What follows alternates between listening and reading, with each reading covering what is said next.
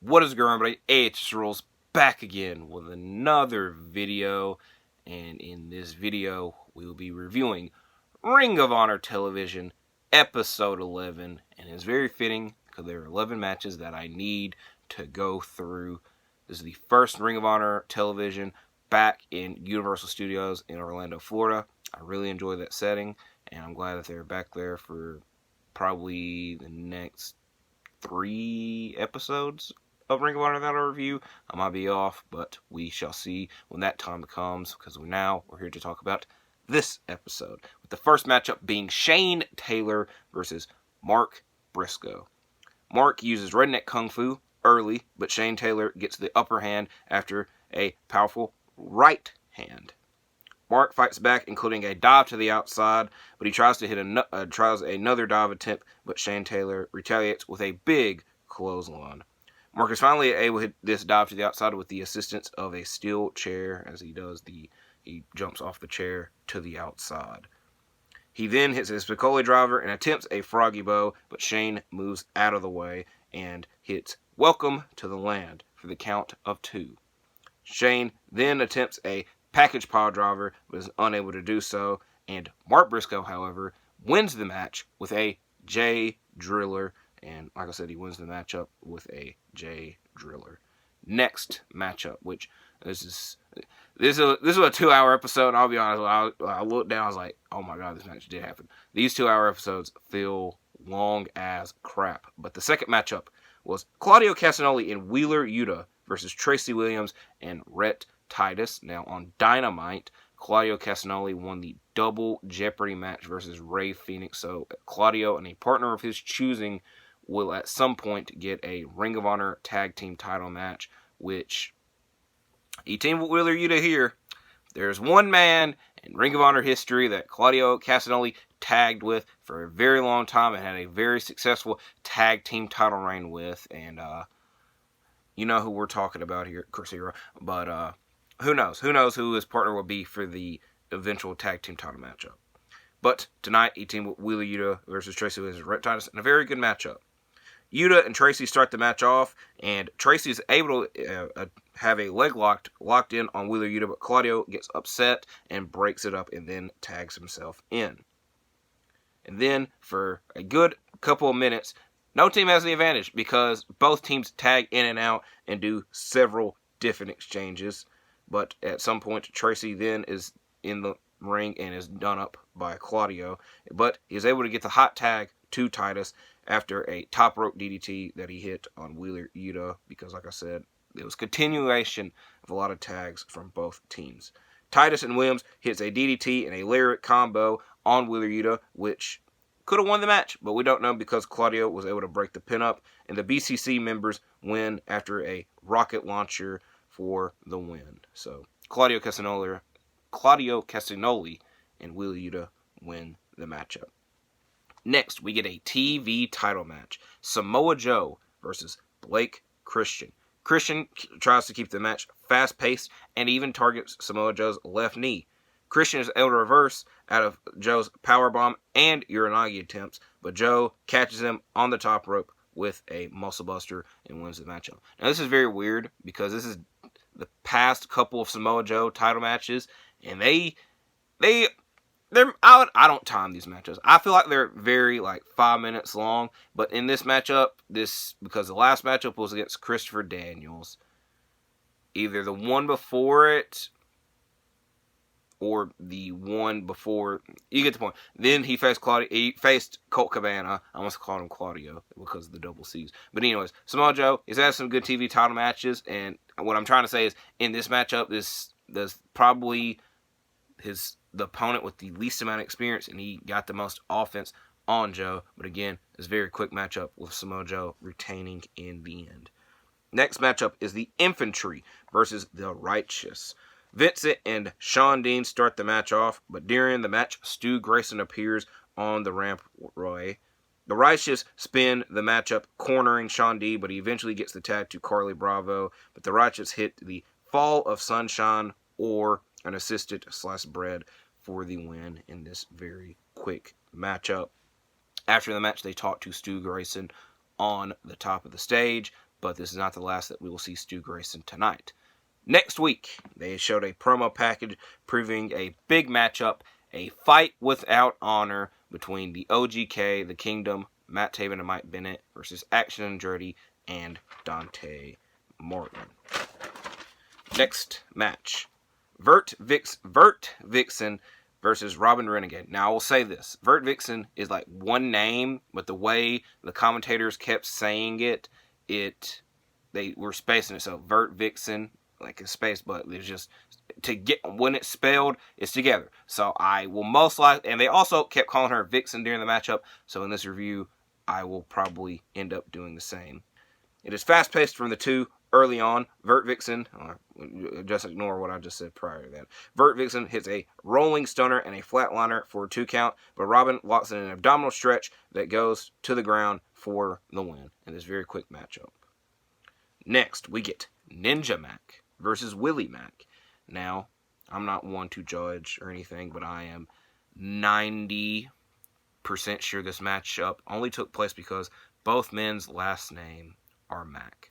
But, like I said, I'm not going to complain about it. One thing, normally if I was to call somebody by their last name, I couldn't in this case because then that would be confusing, so I'll be referring to them as Ninja and Willie in this matchup. Willie has the upper hand early, as he has the power advantage, but is able to pull off a arm drag, a Hurricane Rana, and a dive to the outside. He, however, misses a standing moonsault once he gets back into the ring. The two then exchange super kicks. Willie is then able to hit a Samoan drop and hit his standing moonsault soon after it. Both men reverse each other's roll-up attempts, but Willie wins the matchup with a sit-out powerbomb. Next, we get the Embassy versus Adam Priest, Lucky Ali, and Victor Benjamin. Now, earlier in the night, Prince Nana was doing an interview, and it seems that we were supposed to get Khan and Moses versus the boys.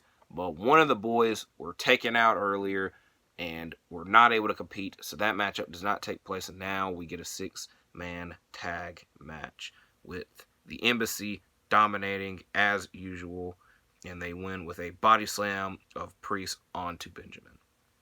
Next, we get a very good matchup of Kyle Fletcher versus Tony Deppen. Now, it's very weird because Kyle Fletcher is slightly taller than Tony Deppen, but it was not a massive size discrepancy. But this matchup was mainly Tony Deppen running into Kyle Fletcher and Fletcher outpowering him, and they kept playing up to Kyle Fletcher has this huge size advantage, but it really wasn't, but it didn't hurt the match. It was a good match, so I just want to point that out before I got it, because that was the story of the matchup. Again, Deppen tries knocking Fletcher off his feet, but Kyle does not let him do so. It's back and forth with Fletcher outpowering Deppen. Deppen is able to hit a cutter and a dive to the outside, but both men exchange elbows and knees once back inside. Fletcher kicks out of a double running knees and foot stomp off the top rope. Fletcher wins the matchup with a Michinoku driver, and I had one problem with this finish as he hit the Michinoku driver count 1, 2, 3. So the referee counted, like, he hit the mat for the 1, and then he did the 2, 3, but Tony Deppen, kind of took a while, and Tony Deppen kicked out, but the referee's like, no, that's it. So it was a very confusing finish, but Kyle Fletcher won the matchup with a Michinoku driver. I did enjoy this matchup. Next matchup is Anthony Henry, I don't know what his tag team name is, but he teams with JD Drake, versus AR Fox. And speaking of JD Drake is on the outside and he distracts AR Fox early on, but Fox dives to the outside onto both Henry and Drake. Anthony Henry, however, recovers with a pile driver on the apron that Fox is barely able to get back into the ring as he gets into the ring at the count of 19.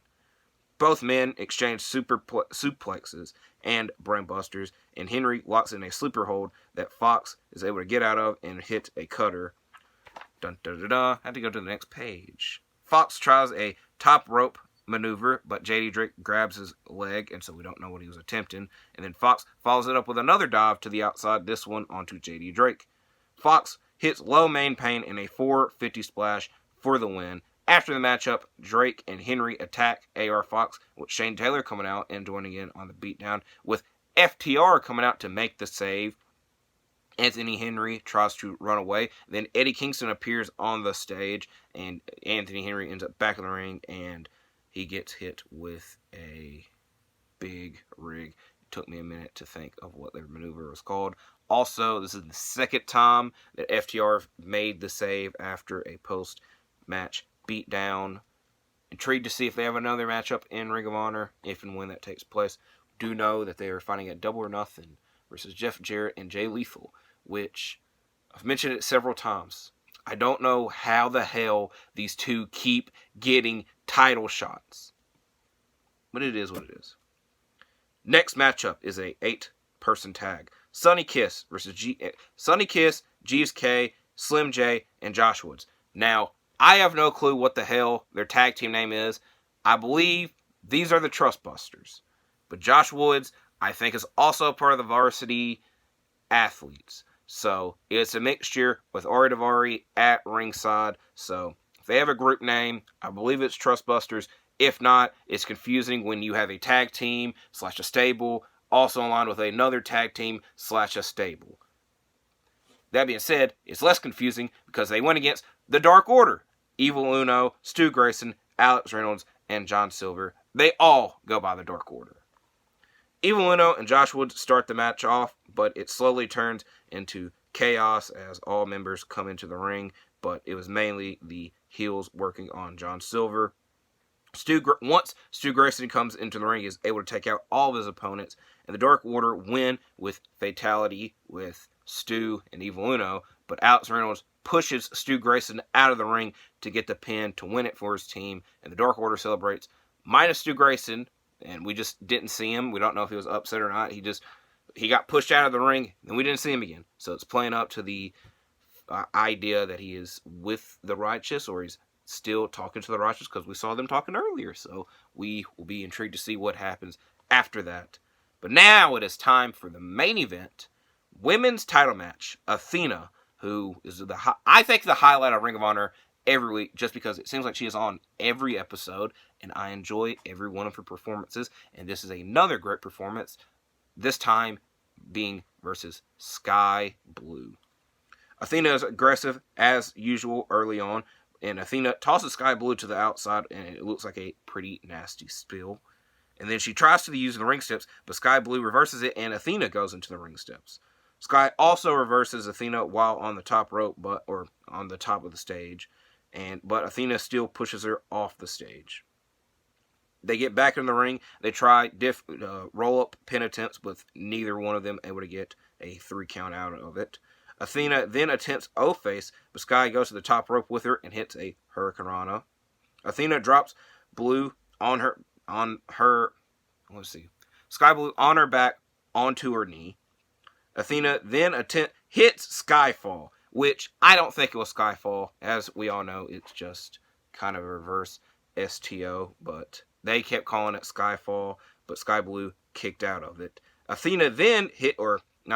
Skye Blue then hits a cutter off the second rope, which, again, the way I'm thinking of it, because like I said, they kept calling it Skyfall, that Athena hit Skye Blue's maneuver on her.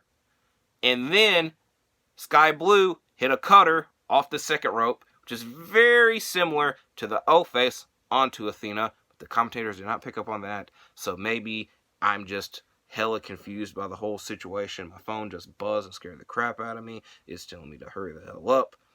Skye, Athena hits a power, this is probably the biggest spot in the match. Athena hits a power bomb onto the ring steps that were outside and pushes Skye Blue back into the ring, and it has a pin attempt, but it's only for the count of 1, and the crowd are surprised. Athena then is able to lock in a crossface for a long time. Skye Blue thinks she's got to the ropes, but Athena pushes her back, and it eventually turns into a camel clutch that Skye Blue cannot get out of, and Athena then wins the matchup. A show of respect to the Code of Honor takes place, but Athena immediately attacks her, and that means nothing. Like I said, an enjoyable Athena matchup as always, and praise to Skye Blue on also having a big time matchup that was very good. So that is it for this episode of Ring of Honor Television. As we know a matchup next week, a fight without Honor. Can't wait to review that. So thank you for watching this video. Please like and subscribe, and I'll see you in the next one.